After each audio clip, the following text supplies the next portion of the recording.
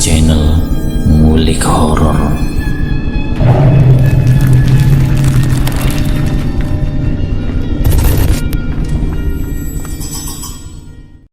Assalamualaikum warahmatullahi wabarakatuh. Kembali lagi di channel Ngulik Horor. Channel ini menceritakan tentang kisah-kisah misteri. Pada kesempatan kali ini saya akan melanjutkan kisah misteri yang berjudul Pesugihan Memedi Ireng bagian yang keempat. Yuk daripada kita lama-lama, langsung saja kita lanjutkan ceritanya. Maridi diburu birahi, melihat tubuh Molek dan Sintal tergolek tanpa balutan busana di depan matanya. Terlebih hal itu memang harus dilakukan jika ia ingin mendapatkan sisik emas yang akan diberikan Memedi Ireng setelah malam ini berakhir. Kesadaran Maridi hilang ketika ia dihadapkan dengan siluman kejadian tersebut. Ia lupa bahwa pesugihan itu tidak gratis, melainkan harus dibayar dengan cara menjadi teman tidur yang melayani Memedi Ireng malam itu. Dengan cara menjadi teman tidur yang melayani Memedi Ireng hingga akhir hayatnya di setiap purnama penuh. Lenguh dan erangan kenikmatan memecah malam. Keduanya bergumul tanpa peduli ada banyak pasang mata jin bawahan Memedi Ireng sedang menonton. Maridi tenggelam dalam jeratan siluman hitam tersebut. Fajar menyingsing, Maridi mulai mengenakan pakaiannya. Tidak ia temukan perempuan semalam, hanya legang saja sekitar. Senyum sumringah Maridi terkembang lagi. Fantasi membawa pikirannya pada kejadian semalam. Katanya Kinasi tidak ada apa-apanya. Dia merogoh saku celana. Di sana ada banyak serpihan emas murni yang siap ia jual sewaktu-waktu. Tidak sadar yang dia tiduri hanyalah siluman laknat Memedi Ireng busuk dan buruk rupa. Beberapa kali purnama Maridi masih konsisten melakukan ritual persetubuhan dengan jin bernama Memedi Ireng. Kini usahanya pun meroket. Warungnya kian ramai. Ternak lele berlimpah ruah, omset grosiran meledak bukan main. Tapi itulah manusia, tidak pernah puas dengan apa yang sudah dicapai. Aku peringatkan kamu ya Di, jangan sampai sarap. Kamu sudah terlalu jauh jadi budak jin, jadi budak Mbah Moyo. Aku mengajak kamu dulu lantaran sebatas untuk menaikkan sedikit ekonomi keluarga kamu. Tidak sampai sebablas ini, Paijo memperingati Maridi suatu hari. Kebanyakan bicara kamu, Jo. Kalau ada apa-apa kan aku yang nanggung, bukan kamu. Lagian kamu juga dapat imbas enak toh, jawab Maridi. Masalahnya Kinasi dalam ancaman, janin dalam kandungan Kinasi menjadi taruhannya Di, ujar Paijo. Kau tidak usah terlalu berpikir Jo, ini jalan yang aku pilih, aku siap dengan konsekuensinya, jawab Maridi. Ya sudah, terserah kamu, habis ini aku tidak mau terlibat lagi. Kalau kamu mau menemui Mbah Moyo untuk ritual bulan depan, kamu pergi sendiri, jangan ngajak-ngajak aku. Paijo berlalu. Maridi tersenyum sinis melihat punggung Paijo yang hilang ke balik pagar. Rumah mewah, mobil baru, bisnis menggurita, dan apalagi, pikir Maridi tersenyum penuh makna. Hingga saat itu tiba ketika usia kandungan Kinasi masuk ke 7 bulan.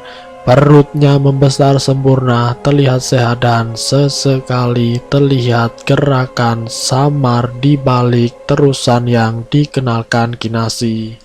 Terlihat sehat dan sesekali terlihat gerakan samar di balik terusan yang dikenakan Kinasi.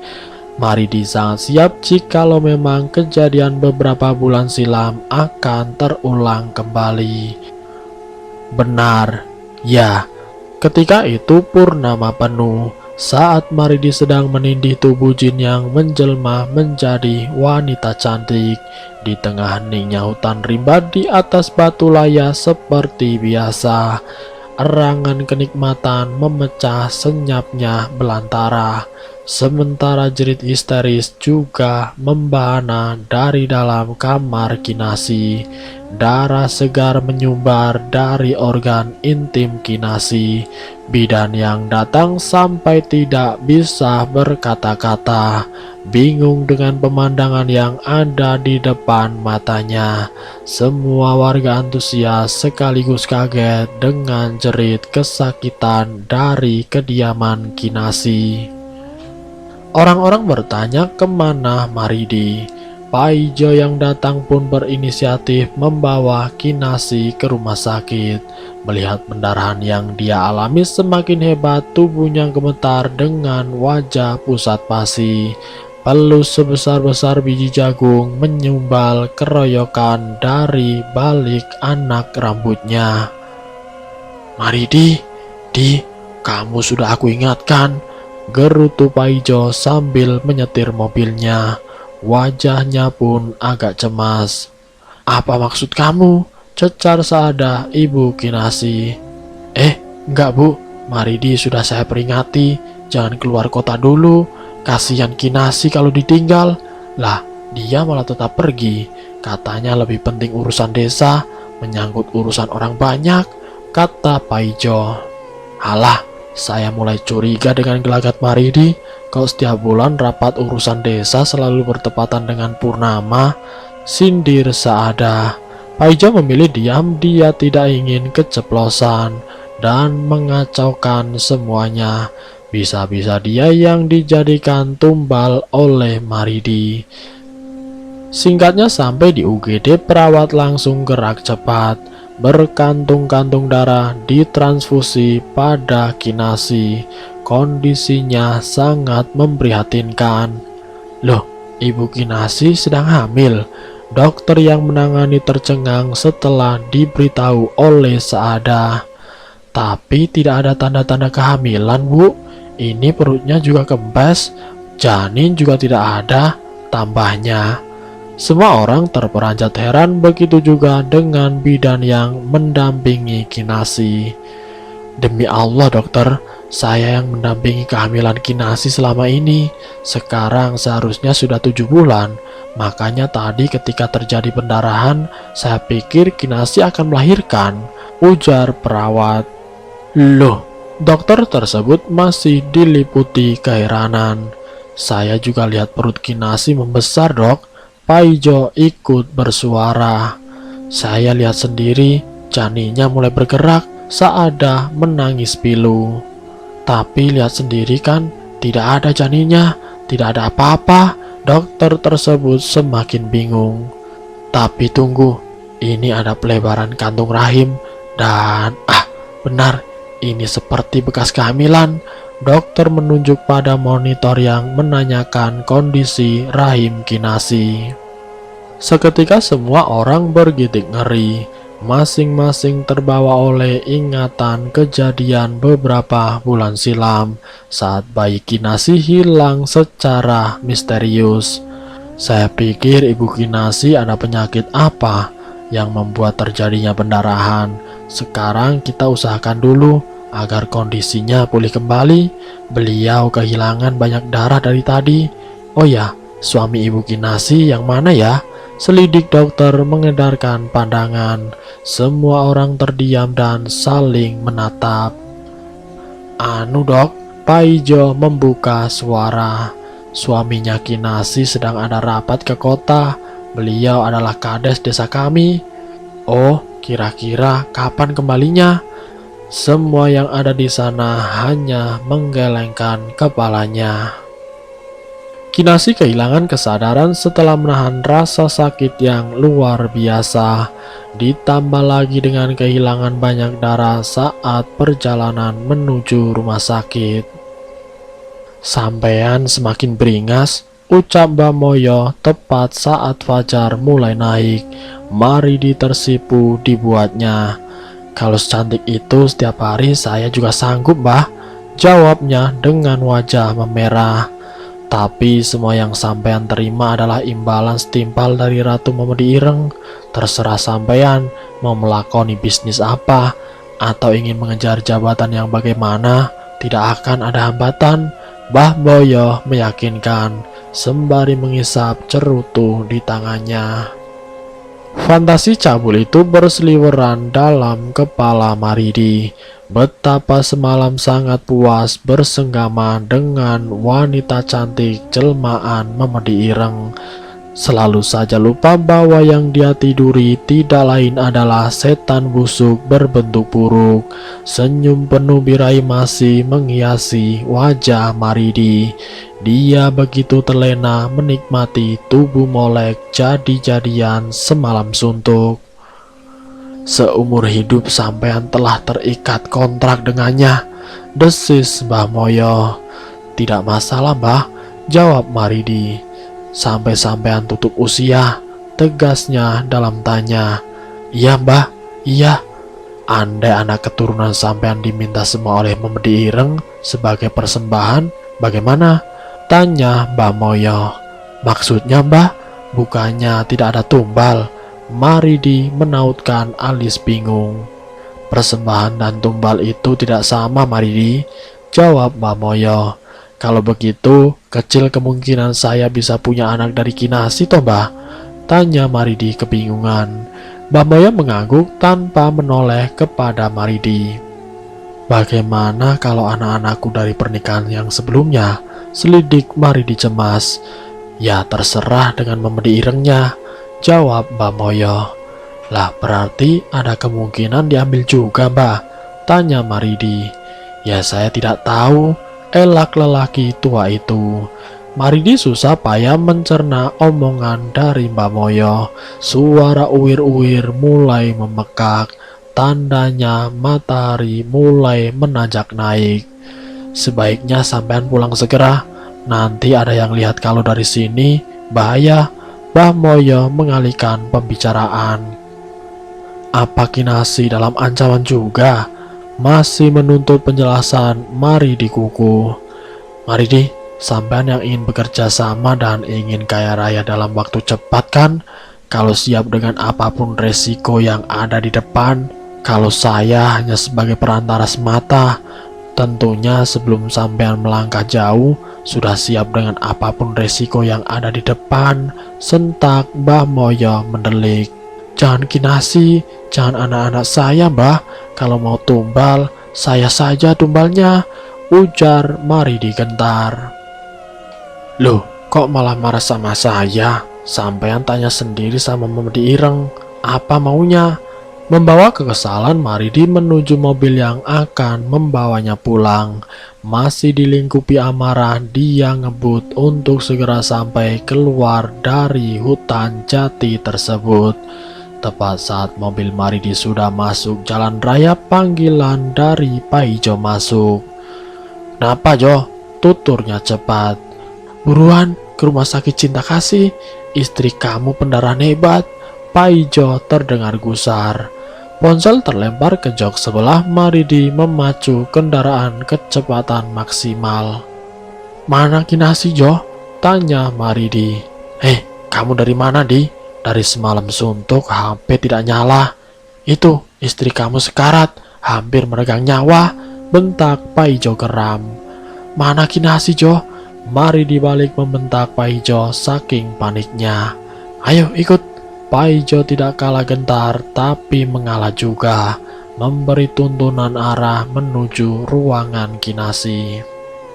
Terburu-buru Maridi menyibak pintu, menimbulkan bunyi gaduh yang mengganggu. Tubuhnya seketika lemas melihat Kinasi terbaring tidak berdaya di atas ranjang. Wajahnya pucat pasi seperti mayat hidup. Selang infus dan transfusi darah masih menancap di tangan wanita lemah itu. Kinasi yang tadinya terlelap kaget akan kehadiran Maridi. Dia membuang muka. Kesal dan marah menyelimuti perasaannya seketika itu juga. Aku hampir menjemput ajal. Kamu kemana saja, Mas? Gumam Kinasi dalam hati seraya menahan tangis. "Sih, kamu kenapa?" tanya Maridi lembut penuh kehati-hatian. Kinasi hanya diam mengunci mulutnya rapat-rapat. "Lihat ke sini dulu sih," pinta Maridi memelas. "Semalam Mas kemana?" suara Kinasi lirih. "Sudah Mas bilang, Mas ada rapat urusan desa," tutur Maridi berdusta. "Selalu di malam purnama penuh, itu syaratnya." Kinasi berkata tajam tapi masih tidak menoleh. Anu sih," Maridi menoleh kepada Paijo.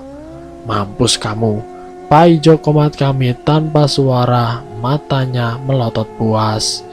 "Jawab," sentak Kinasi kemudian. Anu loh sih, cuma kebetulan, masa purnama terus, mungkin itu perasaan kamu saja sih," tegur Maridi berusaha. Maridi berusaha mengelak. "Sih," tegur Maridi berusaha. Anu, anak kita sudah meninggal." Puas, isak Kinasi menatap tajam kepada Maridi. Lelaki itu pias, tatapan Kinasi penuh amarah, seakan matanya yang merah menguliti dirinya hidup-hidup. Tidak pernah dia jumpai sebelumnya Kinasi sesangar itu. Tidak kuat dituntut terus-menerus, akhirnya Maridi menyeret Paijo keluar ruangan. Perasaan Maridi mengatakan dia tidak sedang berhadapan dengan Kinasi, seolah ada orang lain yang sedang menunggangi tubuh istrinya. "Kinasi kok aneh ya, Jo?" keluh Maridi memijat dahi. "Aneh bagaimana? Wajar dia marah, dia kan kamu tinggal. Kamu tak peringati lagi ya. Jangan sampai kamu tenggelam jauh, Paijo mencecar Maridi. "Sudah terlanjur, Jo. Sekali melakukan ritual itu akan terikat seumur hidup," nyaris berbisik Maridi berkata kepada sahabatnya. "Mampus, apa saya bilang? Kamu keras kepala sih. Terus bagaimana?" Paijo antusias. "Ya begitu, akan selalu diminta persembahan. Bukan tidak mungkin, aku juga akan berakhir mati konyol," ucap Maridi putus asa. "Gila kamu, ujar Paijo. "Gara-gara kamu juga kan?" tudingnya pada Paijo. "Lah," Paijo membalikan mata. "Dari awal kan kamu yang keras hati mengajak-ngajakku ke Simbah." "Ladalah, dengar ya, tujuan awal saya mengajak kamu ke sana hanya sebatas minta gundul setan kecil itu, bukan ritual kelas berat seperti yang kamu lakukan. Kamu sendiri bilang ini resiko kan?" Paijo tidak mau disalahkan. Maridi mengangguk, benar saja dia yang memilih ritual tersebut. Meskipun dari awal sudah diperingati Paijo juga oleh Mbah Moyo. 1 pekan lamanya Kinasi dirawat. Hari ini jadwal mereka pulang, didampingi oleh 1 orang suster untuk merawat Kinasi setiap hari sampai ia merasa pulih. Berkat tumbukan rupiah, Maridi dengan mudah membeli jasa dan fasilitas terbaik untuk istrinya. Pintu rumah mewah Maridi dibuka. Bersamaan dengan itu, bau busuk menyeruak seperti bau bangkai yang terkurung dalam rumah. Semua orang mendadak mual, tidak sedikit juga yang buru-buru keluar untuk muntah. "Bau apa ini, Asi?" Lastri, istri Paijo, akhirnya angkat bicara sambil menutup hidung dengan 1 tangan. Kinasi menggeleng, dia masih lemas. "Dari sini loh, seru Paijo mendekati ruangan rahasia. "Tunggu, jangan dibuka, biar nanti saya yang urus. Mungkin ada tikus atau kucing mati terjebak di dalam," ujar Maridi mengalihkan. Paijo dan Lastri saling tatap, mereka tentu paham apa yang disembunyikan Maridi. Tidak tahan dengan bau yang menyengat, keduanya pun pamitan pulang. Tinggal Maridi dan Kinasi, sementara suster yang disewa kembali ke rumah sakit menjemput stok obat-obat yang tertinggal. Sangat hati-hati Maridi mendorong Kinasi ke kamar, memapahnya untuk pindah dari kursi roda ke atas ranjang. Setelah dirasa nyaman, Maridi berlalu membiarkan Kinasi beristirahat. Buru-buru Maridi mengunci pintu depan, semua tirai kaca dia tutup. Dia tidak ingin ada orang lain tahu apa yang dia sembunyikan. Gemetar tangan Maridi memutar anak kunci kamar khusus tersebut. Di dalam sana tuyul-tuyul Maridi ditempatkan. Semuanya ada belasan. Kini mereka sudah bisa keliling sendiri tanpa harus digendong seperti dulu. Begitu pintu dibuka, bau busuk menyerbu indera penciuman. Sekuat tenaga Maridi menahan agar tidak muntah. Ruangan itu pengap dan minim cahaya. Rupanya bau busuk tersebut adalah jeroan ayam yang tidak dimakan oleh mereka, yaitu tuyul. Wajah setan gundul itu menatap ringas kepada Maridi, seakan-akan mereka marah karena diabaikan beberapa hari ini. Mereka menesis geram, gigi-gigi runcing menyembul seolah ingin mencabik-cabik tubuh Maridi. Nyali Maridi pun sempat menciut. "Kamu tenang, nanti malam saya ajak keliling. Kita beli jeroan ayam yang baru." Maridi berusaha penawaran. Susah payah Maridi membujuk, akhirnya semuanya tenang, kembali ke tempat mereka masing-masing, meringung di sudut-sudut ruangan tersebut. Maridi melepaskan nafas lega. Mulailah dia membersihkan kamar tersebut, mengumpulkan sisa-sisa jeroan untuk dibakar di belakang rumah. Apa sebaiknya mereka saya kembalikan kepada Mbah ya? Toh sekarang sudah ada ratu, pikir Maridi sambil terus bergerak. "Bakar apa di?" tegur Saada menghampiri menantunya. Melihat asap membumbung, dia penasaran. Bu, bangkai kucing bu." Maridi hampir saja salah tingkah. "Lah kok dibakar? Harusnya kan dikubur. Piye toh kamu?" cecar sang mertua. "Astaga, lali saya bu," ucapnya pura-pura memasang wajah bersalah. "Bagaimana dengan Kinasi di?" tanya mertuanya. "Ada, sedang istirahat bu," jawab Maridi. "Di, ibu curiga kepada kamu. Jangan-jangan kamu..." "Di, Maridi, Kades, ada yang mencari kamu di alun-alun," teriak Paijo memutus ucapan Saada. "Siapa Jo?" tanya Maridi. "Tidak tahu, sudah ditunggu di sana, katanya dari kota," Paijo melanjutkan. Bu Saada, bagaimana kabarnya?" alihnya pada Saada. Hanya mencelos wanita itu kesal, pembicaraannya menjadi tidak tuntas. Pikiran buruk dan dugaan nyugi yang dilakukan Maridi masih menggantung di kepala Saoda. Ditanya kok malah mendelik, sungut Paijo melihat Saada pergi begitu saja. "Siapa Jo?" tagih Maridi. "Tidak kenal, katanya ustadz dari pesantren apa itu, mau lihat-lihat peternakan lele, sekalian berbincang-bincang katanya. Ayo ke alun-alun," ajak Paijo. "Kamu tunggu dulu ya, duluan juga tidak apa-apa, aku mandi dulu. Suster juga belum kembali, takutnya Asi kenapa-kenapa kalau ditinggal sendiri," jawab Maridi. "Tak tunggu di depan ya di?" Paijo kuku. "Ya sudah," suhut Maridi. Sebentar, kamu ternak ayam di? Kok ada bunyi-bunyi cicit anak ayam?" Paijo mencegat langkah temannya tersebut. Maridi mendelik supaya Paijo paham suara itu dari mana. Paijo buru-buru diam dan menuju mobilnya di depan rumah. Sementara Maridi masuk ke dalam rumah melalui pintu belakang. "Kalau ada apa-apa segera telepon saya ya. Saya tidak lama kok. Kalau memungkinkan nanti mereka saya ajak saja ke sini." Maridi terburu-buru berpesan pada suster untuk menjaga Kinasi. "Mau kemana mas?" seru Kinasi dari kamar. Ke alun-alun desa, ada tamu dari kota. Itu Paijo sudah menunggu di depan," jawab Maridi.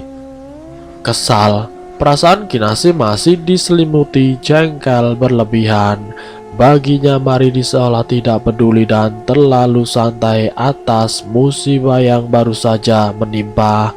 Dari kejauhan Maridi sudah melihat ada 2 mobil mewah yang terparkir di pelataran alun-alun. "Kamu nanti bicaranya hati-hati di. Ini yang datang orang pesantren. Kayaknya ustadz semua." Maridi tidak menjawab. Raut cemas mulai tergurat. Dia terpengaruh omongan Paijo barusan. "Assalamualaikum. Punten, bapak-bapak lama menunggu ya." Semaksimal mungkin Maridi berbasa-basi, memasang air muka yang santai.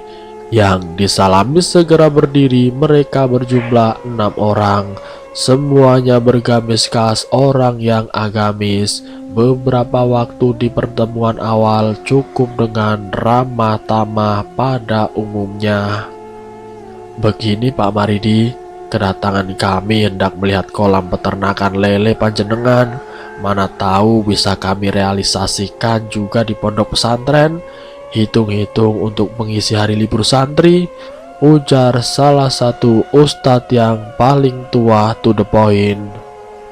"Biasanya ustadz seperti mereka banyak tahu tentang hal-hal gaib. Akan berbahaya kalau mereka ke rumah dan mengendus keberadaan peliharaanku selama ini. Gawat, jangan sampai itu terjadi." Maridi berpikir keras. "Bagaimana pak?" ulasnya. Iya pak." Maridi gelagapan. Paijo yang duduk agak jauh turut merasa cemas. Pak Ustadz, kebetulan istri saya baru saja pulang dari rumah sakit, masih dalam masa pemulihan, takutnya mengganggu istirahatnya." Alasan Maridi sangat dibuat-buat. "Oh, semoga segera diberikan kesembuhan untuk istrinya. Jadi tidak bisa kami lihat kolamnya?" tuntun Pak Ustadz. Di belakang kantor desa ada kolam juga. Itu dikelola oleh pegawai kantor desa itu sendiri. Kurang lebih bentuknya sama. Kalau Ustadz berkenan, mari kita ke sana," bujuk Maridi kemudian. Keenam orang tersebut setuju. Berhubung jarak yang dekat, akhirnya mereka memilih berjalan kaki ke sana. Satu dari rombongan berkali-kali memindai Maridi. Dari kepala hingga kaki juga sebaliknya. Dia seakan ingin bertanya suatu hal, tapi ditahan agar tidak terlontarkan.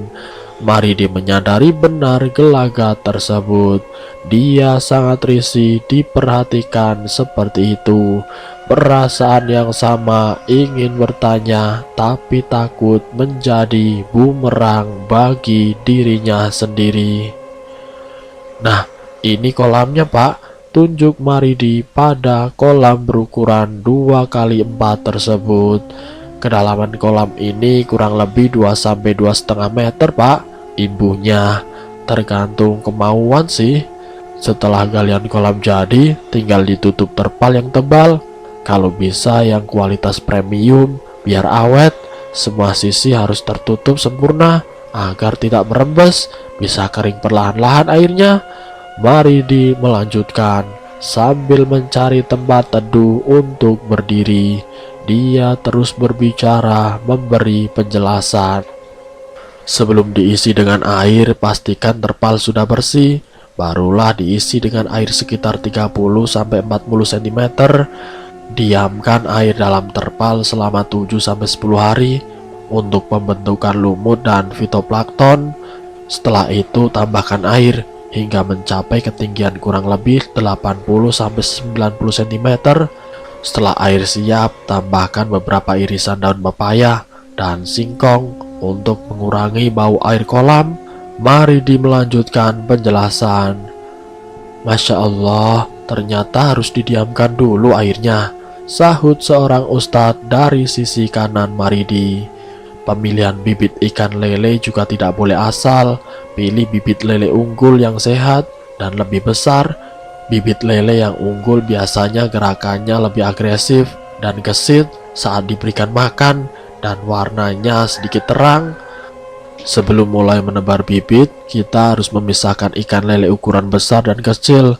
Hal ini dilakukan untuk menghindari ikan lele memakan sesama, karena ikan lele bersifat kanibal. Alhamdulillah, sangat tercerahkan. Semuanya sepakat dengan omongan sang ustadz.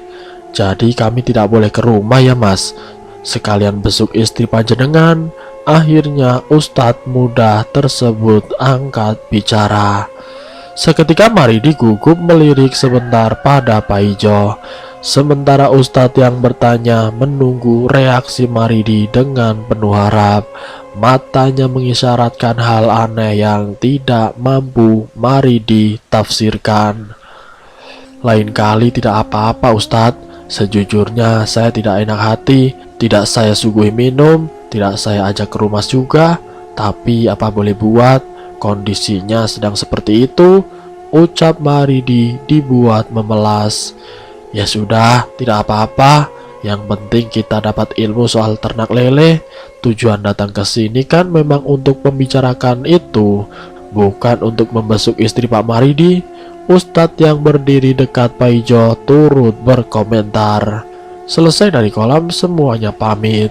Tinggal Maridi dan Pak Ijo yang ada di alun-alun. Singkatnya, di pagi-pagi buta bahkan belum ada tanda-tanda akan terbit fajar di ufuk. Mau kemana Thomas? Rasa penasaran membuat Kinasi tidak bisa menahan diri untuk tidak bertanya. Bukan urusanmu, jawab Maridi ketus. Saya nanya baik-baik loh. Ini jam berapa? Wajar kalau saya bertanya mau kemana pagi-pagi begini. Kinasi menjawab sengit. Hanya dengusan kesal sambil merapikan baju yang ia kenakan. Kalau ada yang nyari aku nanti, bilang lagi ada urusan penting keluar kota. Paham? Ujar Maridi sambil menyisir rambut di depan kaca besar. Urusan apa lagi? Subuh-subuh begini mas, tuntut Kinasi. Prang!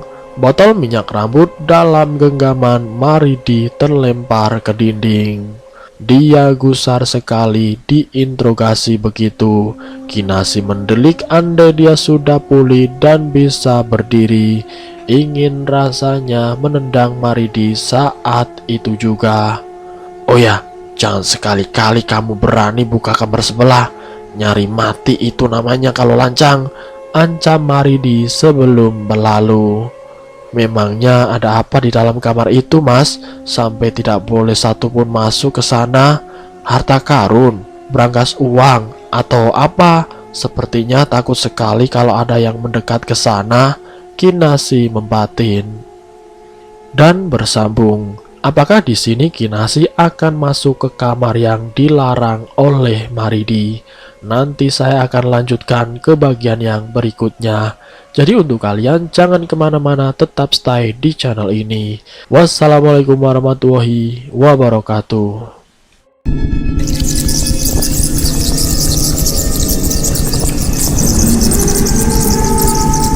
Selamat datang di channel Ngulik Horor.